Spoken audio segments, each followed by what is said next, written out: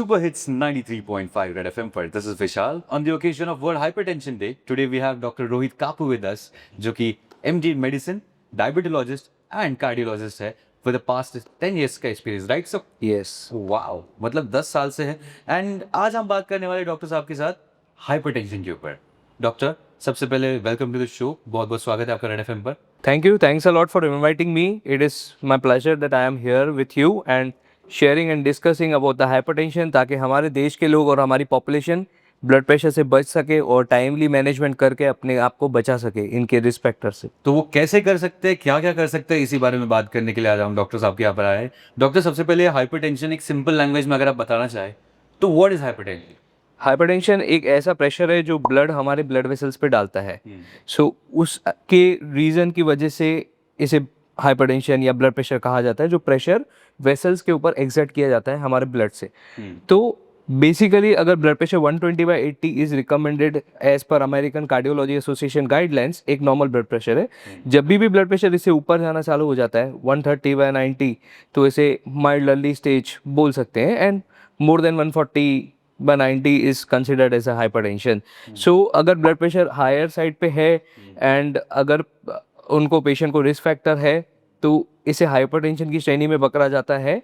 2 readings लेनी पड़ती है और अगर दोनों रीडिंग्स में अगर पेशेंट का ब्लड प्रेशर हायर साइड है then we recommend them to start with the medications. So it is also known as silent killer. वो इसीलिए कहा जाता है कि ये साइलेंट किलर है. Basically blood pressure, the problem is that you don't have symptom until unless there is a end organ damage. So ये आपके ऑर्गन पे इम्पैक्ट कर देता है. जब आपको किडनी डिजीज हो जाता है इसकी वजह से तो आपको सिम्टम्स आ सकते हैं.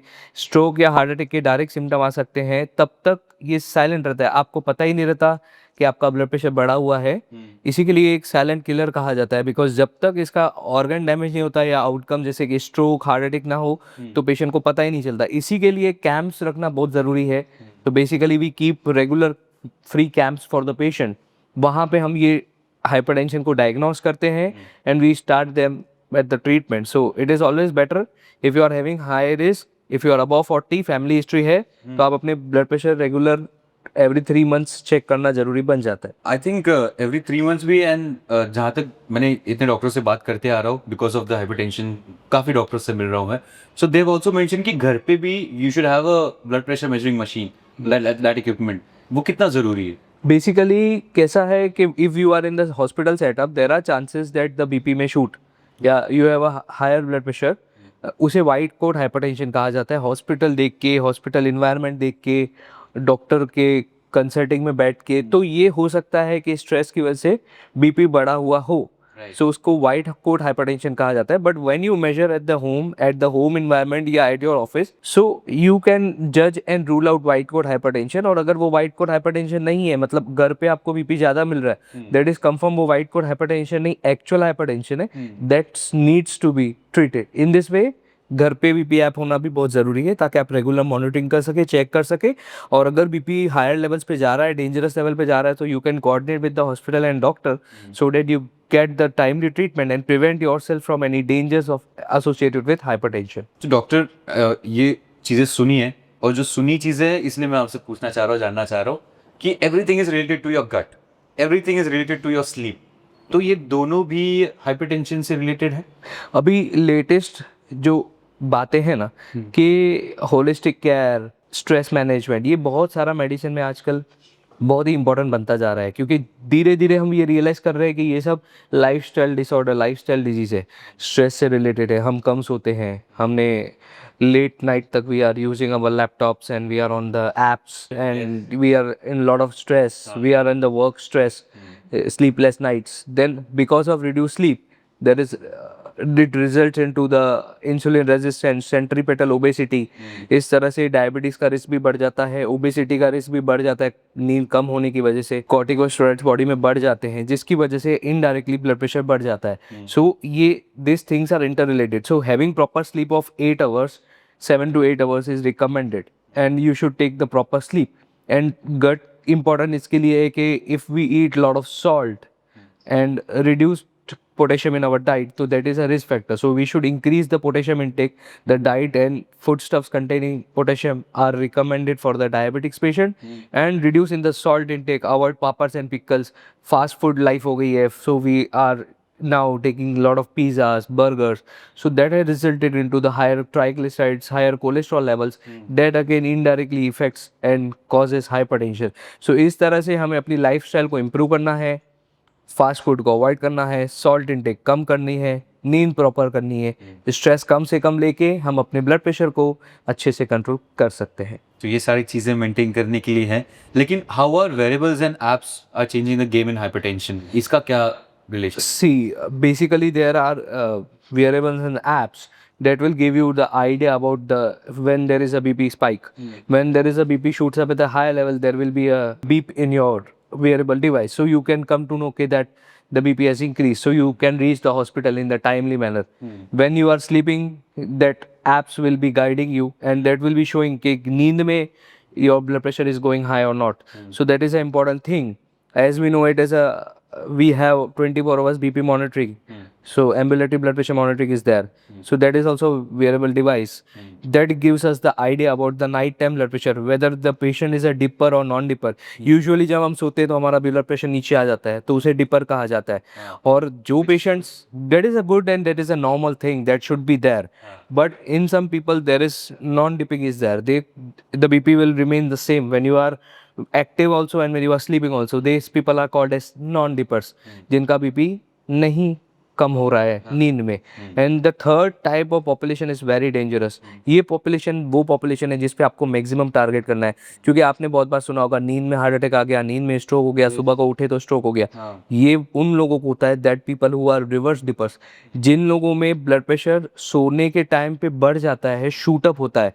सो this people are the main people who should be focused, और ज़्यादा अर्लियर इंटरवेंशन करके ऐसे लोगों को हम स्ट्रोक और हार्ट अटैक से बचा सकते हैं, उनकी जान बचाई जा सकती है. सो this apps will be helping us at the timely manner to diagnose these people, and these people are sleep apnea people also. Right. So these people are more prone to strokes and heart disease. So wearable apps will help us in guiding and modifying the treatment timely. We can check on the apps when their BP shoot out. So at that time we will be targeting a proper medication at that time when the BP is shooting up. So that will give us 100% outcomes, and in this way we can modify our treatment and prevent stroke and heart disease. So ये wearable device हमें पहले से पूर्ण अनुमान दे देते हैं, और हम पहले से वो वार्निंग साइन लेके टाइमली टारगेट पे इम्पैक्ट करके टारगेटेड थेरेपी दे के पेशेंट्स की जान बचा सकते हैं. क्या बात है. Sir, you're also a diabeticologist and an echocardiologist, right? So diabetes and hypertension का कोई correlation है? Do they coexist? या Yes, yes. के ऊपर एक dependent है? Both you can say are brothers and sisters.